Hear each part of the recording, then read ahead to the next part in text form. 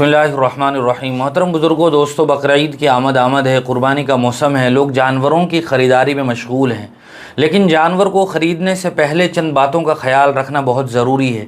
चूँकि अगर जानवर सही सालिम ना हो और उसमें कोई ऐसा ऐब मौजूद हो कि जिसकी वजह से कुर्बानी नहीं हो सकती है, तो फिर कुर्बानी के लिए से जानवर का ख़रीदना बेकार है।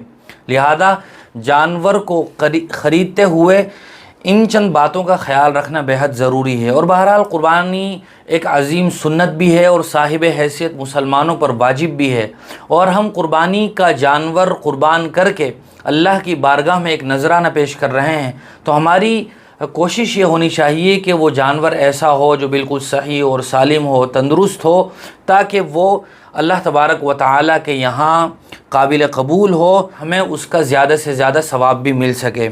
पहली बात तो ये है कि कुर्बानी का जानवर अगर बड़ा है, जैसे गाय है, भैंस है, बैल है, ऊँट है, ऊँटनी है, तो इन जानवरों की उम्र मुकम्मल 2 साल होना ज़रूरी है। 2 साल पूरे होने में अगर ये 1 या 2 दिन भी बाकी होंगे तो इन जानवरों की कुर्बानी दुरुस्त नहीं होगी। और बकरा और बकरी मुकम्मल 1 साल का होना ज़रूरी है। और दुम्बा यानी भेड़ अगर मुकम्मल 1 साल का है तो बहरहाल उसकी कुर्बानी दुरुस्त हो जाएगी।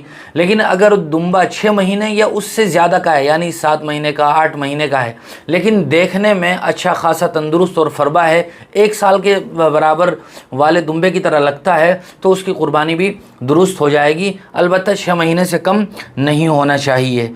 दूसरी बात यह है कि वो जानवर ऐबदार ना हो। अब वो कौन से ऐब हैं जो कुर्बानी के लिए माने और रुकावट बन जाते हैं, उनका जानना बेहद ज़रूरी है। ऐसा जानवर जिस जानवर का एक या दोनों सींग जड़ से बिल्कुल उखड़े हुए हों तो उसकी कुर्बानी दुरुस्त नहीं होगी। इसी तरह जिस भेड़ की, बकरी की पैदाइशी तौर पर दुम ना हो तो उसकी कुर्बानी भी दुरुस्त नहीं होगी।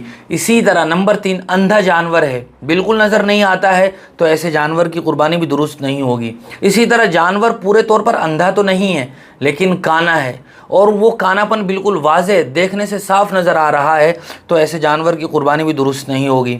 नंबर 5, कोई जानवर इस कदर लंगड़ा हो कि वो लंगड़ाहट की वजह से उस जगह तक भी चलकर न जा सकता हो जिस जगह उसकी कुर्बानी होनी है, तो ऐसे जानवर की कुर्बानी भी दुरुस्त नहीं होगी। 4 पाँव में से कोई एक पाँव ऐसा है कि जो ज़मीन पर बिल्कुल नहीं रखा जा रहा है, तो उसकी जानवर की कुर्बानी भी दुरुस्त नहीं होगी।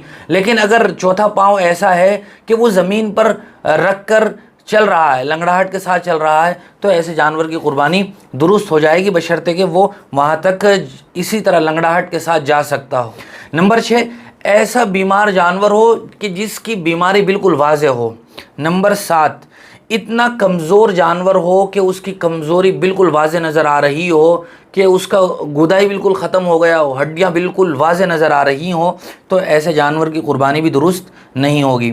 इसी तरह ऐसा जानवर कि जिसके पैदाइशी तौर पर दोनों या एक कान ना हो, तो चूँकि ये भी ऐब है, लिहाजा इस जानवर की कुर्बानी भी दुरुस्त नहीं होगी।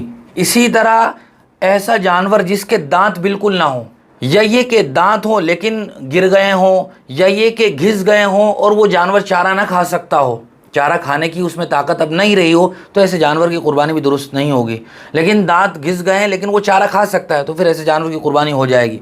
इसी तरह कोई जानवर है जिसको जुनून का मर्ज़ लाहिक है और उस जानवर को अपने जुनून और पागलपन की वजह से चारे खाने का भी कोई होश बाकी नहीं है, तो फिर ऐसे जानवर की कुर्बानी भी दुरुस्त नहीं होगी। ऐसा खारशी जानवर जो बिल्कुल दुबला और कमज़ोर हो गया हो, खारिश हो जाती है बहुत से मरतबा जानवर को जो बहुत कमज़ोर हो गया हो, तो उसकी कुर्बानी भी दुरुस्त नहीं होगी।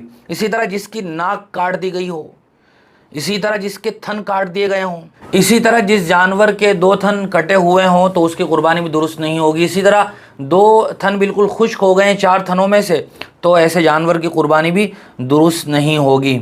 इसी तरह वो जानवर जो खुनसा जानवर कहलाता है, यानी उसके मेल और फीमेल होने के बारे में ही शुबा है, उसका जेंडर ही अभी तक तय नहीं हो पाया है, उसको खुनसा जानवर कहते हैं, लिहाजा ऐसे जानवर की कुर्बानी भी दुरुस्त नहीं होगी।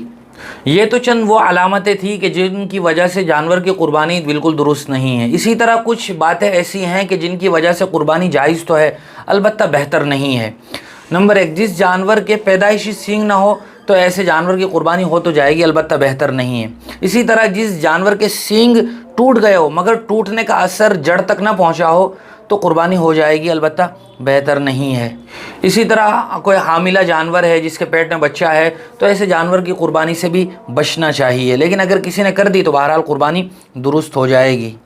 اسی طرح وہ کانا جانور جو پورے طور پر کانا نہ ہو، جس کا کانا پن بالکل واضح نہ ہو، بہت معمولی سا ہے، جو بہت زیادہ نظر نہیں آ رہا ہے، تو ایسے جانور کی قربانی درست تو ہو جائے گی، البتہ بالکل صحیح اور سالم جانور ہو تو کچھ بات ہی اور ہے۔ یہ کچھ باتیں تھیں، اور بھی بہت سی باتیں ہیں جو قربانی کے مسائل سے تعلق رکھتی ہیں، جن کا جاننا بہت ضروری ہے۔ اگر آپ کے ذہن میں بھی کوئی سوال ہے تو آپ کامنٹ باکس میں سوال پوچھ سکتے ہیں، یا ڈسکرپشن میں دیے گئے نمبر پر آپ واٹس ایپ کر کے بھی پوچھ سکتے ہیں۔ اللہ تعالی ہم سب کی قربانیوں کو بے انتہا قبول فرمائے۔ وآخر دعوانا الحمدللہ رب العالمین۔